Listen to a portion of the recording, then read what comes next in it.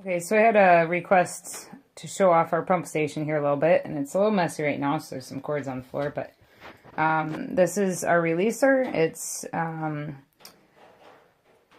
Bernard 232F, and the F is auto start model, so it has this electrical box on the outside, and then when the float goes up, it will kick on the vacuum pump. So it's based on when the sap starts to flow in rather than temperature. So when that float goes up, it kicks on our vacuum pump over here. Now, one question that we've had is the height coming in the back. From the floor to where the pipes come in, it's about 33.5 inches. This releaser, we haven't calculated extremely close, but it's about 10 to 15 gallons. I would say closer to 15 gallons for external so we have this hooked up to external Gold's pump. We put the external pumps on. We like those here. They seem to work pretty well for us. They're very easy to swap out. We have unions on either side so that if we ever need to swap it out with a new pump, if we have a breakdown, very easy to do. Just unscrew the union, put a new pump in, and we're ready to go. So we keep this part of the room insulated. We have our bush pump over here.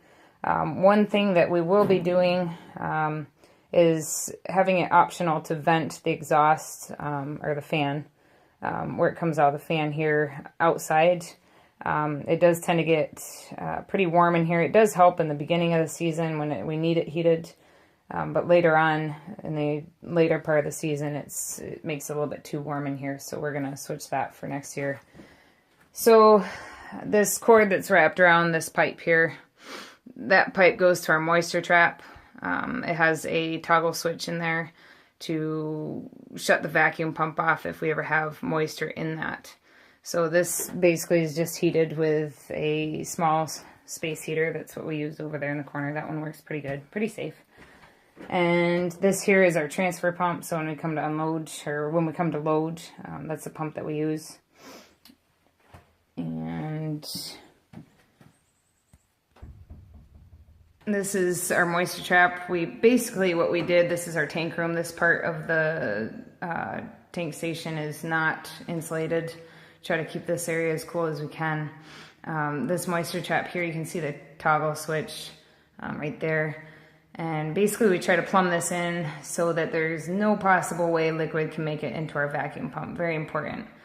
This piece of equipment is about $350. And it's basically an insurance policy for your pump. Moisture gets into your vacuum pump and it's shot. So we want to protect that as best we can. So if sap can get all the way up there, we got a bigger problem than a bad pump, I guess. But anyways, that's how we have it set up. One pipe, this pipe over here, is coming up from our station down below. Most of the sap runs to a remote station and it has to get pumped up here. And this pipe right here is coming from our releaser here in this station. So back here, our loading pump is a 3ST 1 horsepower pump. It works pretty good. It doesn't take too long to load a 1,000-gallon tank, so I don't know the exact time on it, but it doesn't take long at all. And then our releaser pump is a 2ST 3/4 horse, and that works really well. Seems to unload the releaser pretty quick. So that's our pump station.